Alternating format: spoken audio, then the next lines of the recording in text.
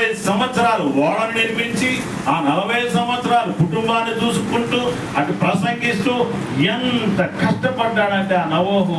ఆ యొక్క కష్టానికి ఫలితం ఏమైంది? ఆయన భార్య, ఆయన 3 కుమారులు, ఆ 3 కుమారుల భార్య, మొత్తం 8 మంది ఆ నావలో ప్రవేశించారు.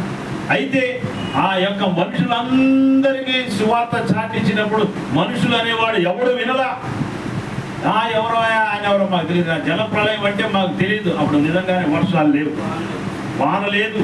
ఆ వాన అంటే ఏందో తెలియదు మాకు అనేటటువంటి ఒక విర్రవీగేటటువంటి తనంలో ఉన్నప్పుడు ఆ యొక్క తలుపులు మూసేసినప్పుడు అక్కడ ఉన్నటువంటి జంతువులు జతలు జతలుగా ఆ యొక్క ఓడలోనే ప్రవేశించి, ఆ జంతువులకి మనుషులకి ఉన్న తేడా ఏంటంటే జంతువులకి ఆత్మ అనేది ఉండదు, మనుషులకి ఆత్మ ఉంటుంది.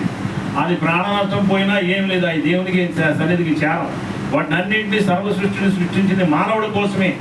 అయితే ఆ జంతువులైనా దేవుని మాట విన్నాయి, కానీ మనుషులు దేవుని మాట వినకపోగా వాళ్ళు ఏంటి విర్రవీగేటటువంటి తనం, విచ్చలవిడిగేటటువంటి తనం, లోపల ఉన్నటువంటి యొక్క ఆలోచనలు విర్రవీగేటటువంటి దేవునికి అసహ్యమైనటువంటి కార్యాలు చేసినప్పుడు, ఆ తలుపు మురిచినప్పుడు, ఆ యొక్క వర్షం వచ్చి వరదలు వచ్చినప్పుడు ఆ మోషే తలుపు తెరవమన్నప్పుడు తలుపు మూసా తీశారా? లోపల ఉన్న వారికి ఏమి వినపడదు. హల్లెలూయా.